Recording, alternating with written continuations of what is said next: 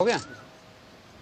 विगत माह 8 अप्रैल को कल्याणपुर थाना क्षेत्र में भारी मात्रा में शराब की बरामदगी हुई थी और उसके बाद ये हम लोगों को पता चला था कि शराब के कुछ माफिया यहाँ पर सक्रिय हैं और पूर्व से भी जो हम लोगों के ज़िले स्तर के जो टॉप 10 अपराधी थे उनमें कुछ शराब माफियाओं को भी हम लोगों ने रखा था जो शराब माफिया का भी कार्य करते हैं और साथ में आपराधिक गतिविधियों को भी अंजाम देते हैं।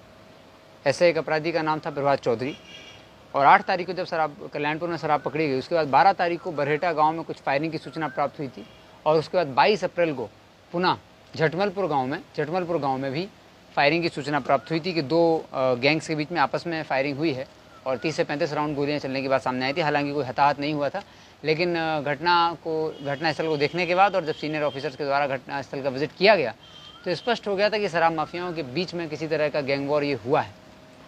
हम लोग इस पर कार्य कर रहे थे और प्रभात चौधरी जो इस क्षेत्र में सक्रिय था, कुख्यात अपराधी भी है, हम लोगों का जिला स्तरीय टॉप 10 वांटेड था, उस पर भी कार्य कर रहे थे। उसी क्रम में एसटीएफ के सहयोग से प्रभात चौधरी की गिरफ्तारी हुई है। प्रभात चौधरी साथ में उसके रवि चौधरी एवं अमरजीत कुमार दास, इन 3 अपराधियों की गिरफ्तारी हुई है। ये लोग प्रभात चौधरी करीब 2022 जून से जेल से निकला था और पिछले 1 साल से शराब माफिया का ये कार्य कर रहा था। ये अपने एक साथी हिसार का रहने वाला एक पवन वर्णवाल है, उसके संपर्क में था।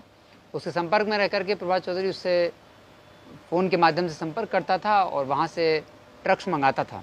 वो ट्रक की खेप, ये स्वयं पटना में रहता था और उस ट्रक की खेप को मंगाता था और वो ट्रक की खेप आती थी कल्याणपुर थाना क्षेत्र में और जो कल्याणपुर थाना क्षेत्र में मध्य विद्यालय के पीछे जो चौर है वहाँ इनका कटिंग पॉइंट था।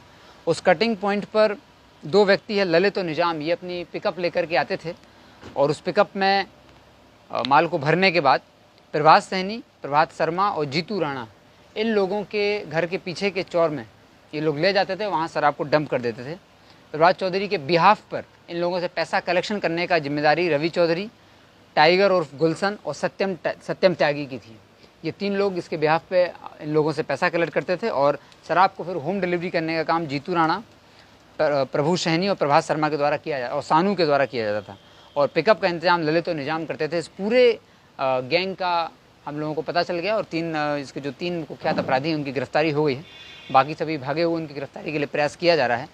हुआ यूँ था कि जब 8 तारीख को इन लोगों की शराब पुलिस के द्वारा पकड़ी गई तो इनका पुराना साथी था राय बहादुर, इनका ही ड्राइवर था। वो इनके विरोधी गैंग से जाके जो शराब मंगाता था उस विरोधी गैंग से जुड़ गया था और उसने भी अपना नेटवर्क मजबूत कर लिया था। तो शराब के क्रम में ही इन लोगों के बीच जो पैसे लेन देन की बात हुई थी, तो पैसे लेन देन की बात में राय बहादुर और जीतू राणा जो कि प्रभात चौधरी गैंग का ही है, इनके बीच में मनमुटाव हो गया और फिर राय बहादुर और जीतू राणा के बीच में जो मनमुटाव हुआ वो बात बढ़ती चली गई और जटमलपुर गांव में जीतू राणा और राय बहादुर अपनी अपनी टीम को लेकर के आया और दोनों तरफ से जो हम लोग अब पता चल रहा है कि दोनों तरफ से फायरिंग हुई थी, जबकि उस दिन एक ही तरफ से फायरिंग की बात सामने आई थी, लेकिन अब ये स्पष्ट हो गया है कि दोनों तरफ से फायरिंग की गई थी। शराब के व्यवसाय के क्रम में इन लोगों के बीच पैसे का विवाद हुआ था, लेन देन का, और ये लोग एक दूसरे के क्षेत्र पर भी नज़र गड़ाए हुए थे। तो दूसरा जो ग्रुप है वो भी अब हम लोगों को स्पष्ट हो गया। राय बहादुर नाम का अपराधी है, ये जुड़ा हुआ है डब्लू राय जो कि जटमलपुर गांव का ही है, कुख्यात अपराधी है।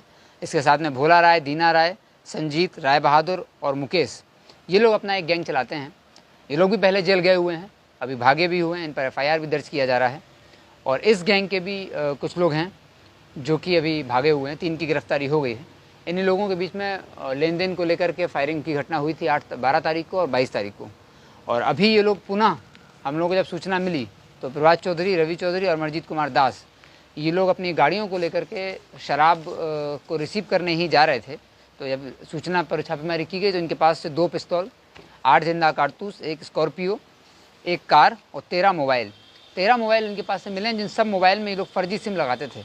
यह भी जानकारी प्राप्त हुई है कि ये फर्जी सिम उपलब्ध कराने वाला कल्याणपुर थाना क्षेत्र का रहने वाला ही एक मोबाइल शॉप है, उसको भी आइडेंटिफाई कर लिया गया है, उस पर रेड होगी और वो इन लोगों को फर्जी सिम उपलब्ध कराता था और उस फर्जी सिम की मदद से ये लोग अपने हरियाणा के जो व्यवसायी थे उससे संपर्क करते थे।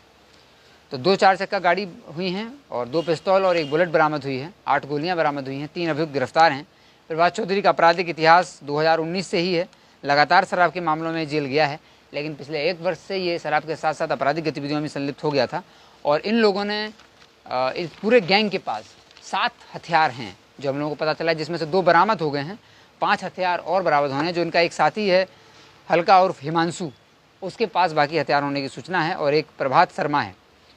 जो कि पुरुषोत्तमपुर का है, उसके पास भी कुछ हथियार होने की सूचना है, तो हम लोग उस पर रेड छापामारी अभी कर रहे हैं। और इन प्रभात चौधरी को आज गिरफ्तार करके जेल भेजा जा रहा है। 2019 से ही इनका आपराधिक इतिहास है शराब का, और अब ये लोग लेन देन के मामले में एक दूसरे के ग्रुप पर ऊपर फायरिंग भी करने लगे थे।